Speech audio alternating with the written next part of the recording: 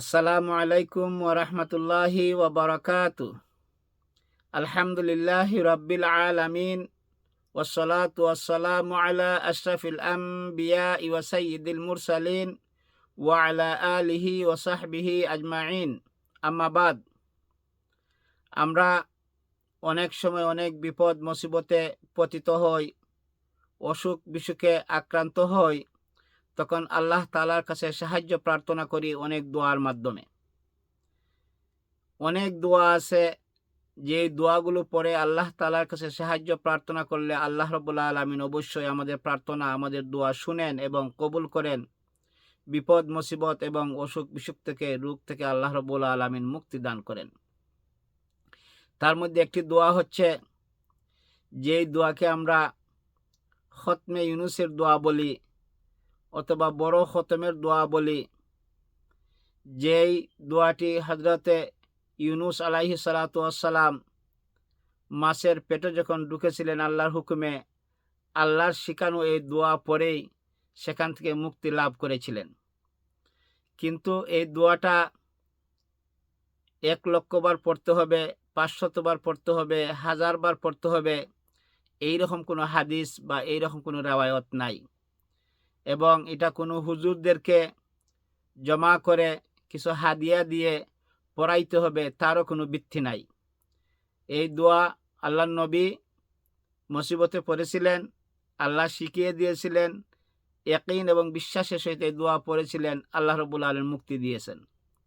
ঠিক তেমনিভাবে আমরা যত বড় মুসিবতে পড়ি না কেন, যত বিপদই আসুক না কেন, যদি আল্লাহ তাআলার বাতানো সেই দোয়া নবী ইউনুস আলাইহিস সালাতু ওয়াস সালাম যেইভাবে ইয়াকিন এবং বিশ্বাসের সহিত পড়েছিলেন, আমরা যদি নিজেরা এটার উপর আমল করতে পারি এবং আল্লাহর উপর দৃঢ় ইয়াকিন এবং বিশ্বাস স্থাপন করে এই দোয়াটাকে আমরা নিজে নিজে আমল করি এবং বেশি বেশি করে পড়ি, তিলাওয়াত করি, আর আল্লাহ তাআলার কাছে সাহায্য চাই, অবশ্যই আল্লাহ রাব্বুল আলামিন আপনাকে আমাকে সেই বিপদ থেকে, সেই মুসিবত থেকে, সেই অসুখ থেকে, রোগ থেকে মুক্তি প্রদান করবেন।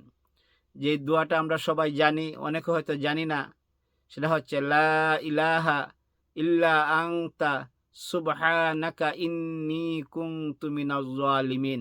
যে দোয়াটি আমরা নিজে নিজে পড়তে পারি, কিন্তু আমাদের ভুল একটা ধারণা আছে, এটা 1,00,000 বার পড়তে হবে, 1,00,000 বার পড়তে হবে, অথবা হুজুরদেরকে জমায়েত করে তাদেরকে কিছু হাদিয়া দিয়ে এই দোয়া পড়তে হবে বা পড়াতে হবে।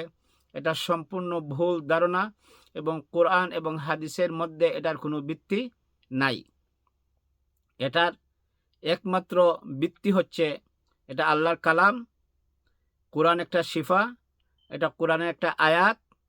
এই আয়াতটা আল্লাহ রাব্বুল আলামিন তার প্রিয় নবী ইউনুস আলাইহিস সালাতু ওয়াস সালামকে মাছের পেটে যখন ঢুকিয়েছিলেন, এই দোয়া শিখিয়েছিলেন, নবী ইউনুস আলাইহিস সালাতু ওয়াস সালাম ইয়াকিন এবং বিশ্বাসের সহিত এই দোয়াকে পড়েছিলেন, আল্লাহ রাব্বুল আলামিন মুক্তি দিয়েছেন। সুতরাং আমরাও আল্লাহর বান্দা, আমরাও বিপদে পড়ব, মুসিবতে পড়ব, আমাদের গুনার কারণে আল্লাহর হুকুমে।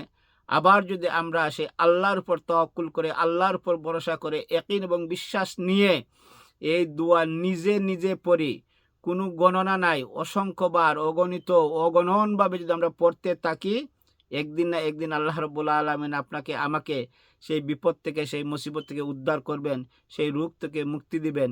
বা যেই কোনো আশা বা যেই কোনো ইচ্ছা আকাঙ্ক্ষা নিয়ে যদি আল্লাহর কাছে এই দোয়া পড়ে আমরা চাই, অবশ্যই অবশ্যই আল্লাহ রাব্বুল আলামিন আপনাকে আমাকে দোয়া কবুল করবেন এবং এই আয়াতের বদৌলতে, বরকতে আপনার আমার মনের আশা হোক আর বিপদ হোক, মুসিবত হোক, আল্লাহ রাব্বুল আলামিন দূর করে দিবেন। তাহলে আসুন আমরা যেন এই দোয়াটাকে ইয়াকিন এবং বিশ্বাস নিয়ে বিপদ মুসিবতে পড়ি, অবশ্যই আল্লাহ উদ্ধার করবেন। আর এই ধারণা যেন আমরা বাদ দিয়ে দেই যে 1,00,000 বার পড়তে হবে, 1,00,000 বার পড়তে হবে, অথবা কয়েকজন হুজুরকে জামায়াত করে কিছু হাদিয়া দিয়ে পড়তে হবে, পড়াতে হবে। এই ধারণা বাদ দিয়ে নিজে নিজে যেন এই দোয়ার উপর আমল করতে পারি। আল্লাহ রাব্বুল আলামিন যেন আপনাকে আমাকে সবাইকে এই দোয়ার উপর আমল করার তৌফিক দান করেন। ওমা তৌফিকি ইল্লা বিল্লাহ। আসসালামু আলাইকুম ওয়া রাহমাতুল্লাহি ওয়া বারাকাতুহু। আল্লাহু আ'লামু বিস-সাওয়াব।